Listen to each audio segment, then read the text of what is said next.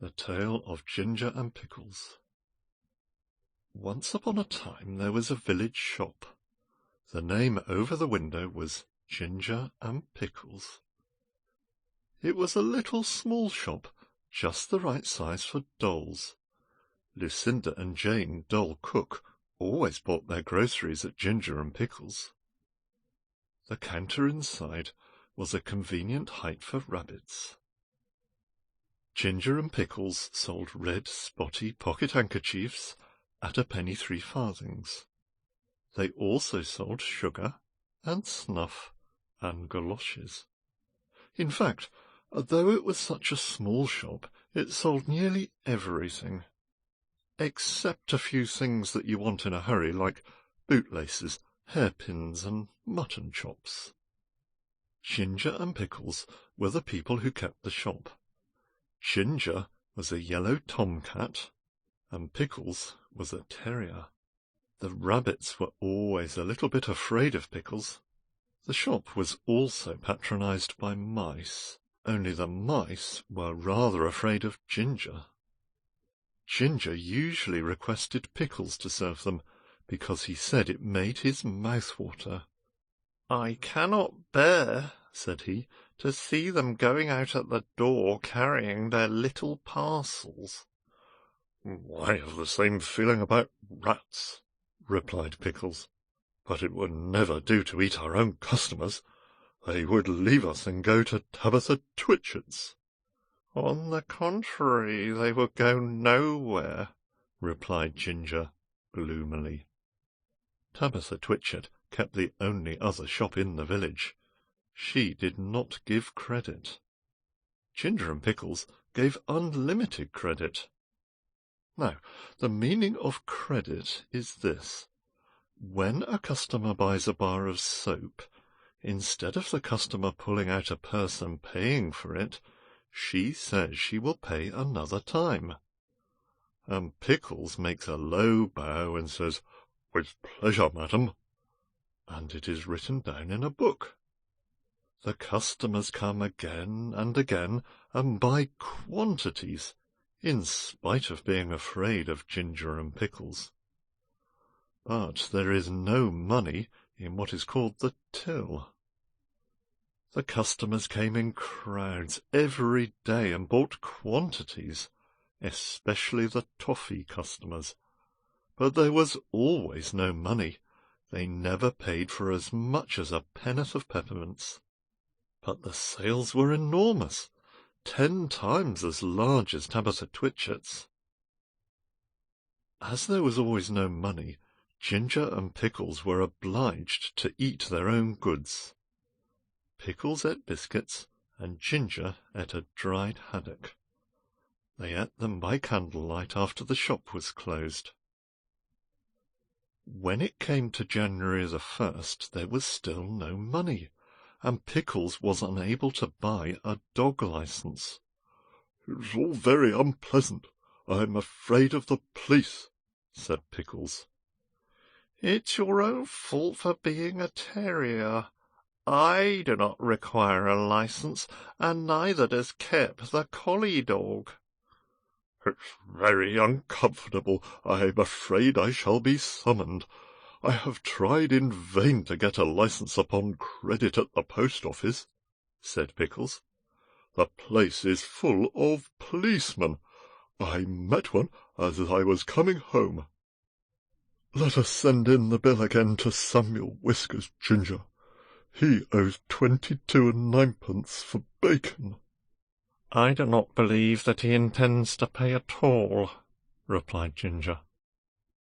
"And I feel sure that Anna Maria pockets things. Where are all the cream crackers?" "You have eaten them yourself," replied Ginger. Ginger and Pickles retired into the back parlour. They did accounts. They added up sums and sums and sums. "Samuel Whiskers has run up a bill as long as his tail. He has had 1 ounce and 3/4 of snuff since October. What is 7 pounds of butter at 1 and 3, and a stick of sealing wax and 4 matches. Send in all the bills again to everybody with compliments, replied Ginger. After a time they heard a noise in the shop, as if something had been pushed in at the door. They came out of the back parlour.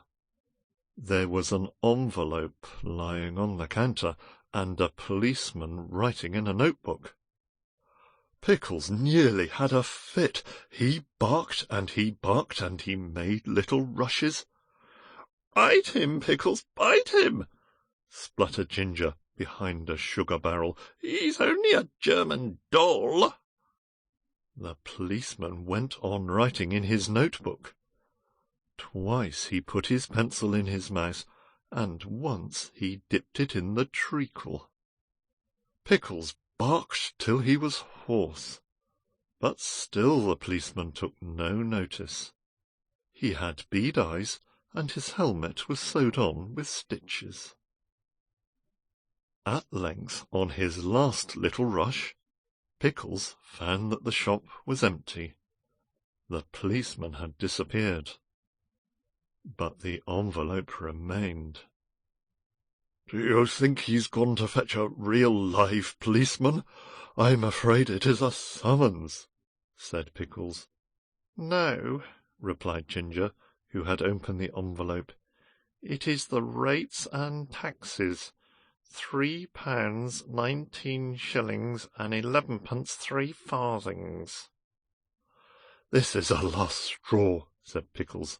"Let us close up the shop." They put up the shutters and left. But they have not removed from the neighbourhood. In fact, some people wish they had gone further. Ginger is living in the warren. I do not know what occupation he pursues. He looks stout and comfortable. Pickles is at present a gamekeeper.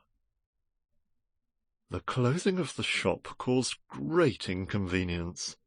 Tabitha Twitchit immediately raised the price of everything a halfpenny, and she continued to refuse to give credit.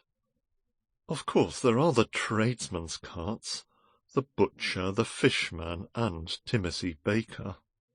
But a person cannot live on seedwigs and sponge cake and butter buns, not even when the sponge cake is as good as Timothy's. After a time, Mr. John Dormouse and his daughter began to sell peppermints and candles. But they did not keep self-fitting sixes, and it takes 5 mice to carry one 7-inch candle. Besides, the candles which they sell behave very strangely in warm weather, and Miss Dormouse refused to take back the ends when they were brought back to her with complaints. And when Mr. John Dormouse was complained to, he stayed in bed and would say nothing but "very snug," which is not the way to carry on a retail business. So everybody was pleased when Sally Henny Penny sent out a printed poster to say that she was going to reopen the shop.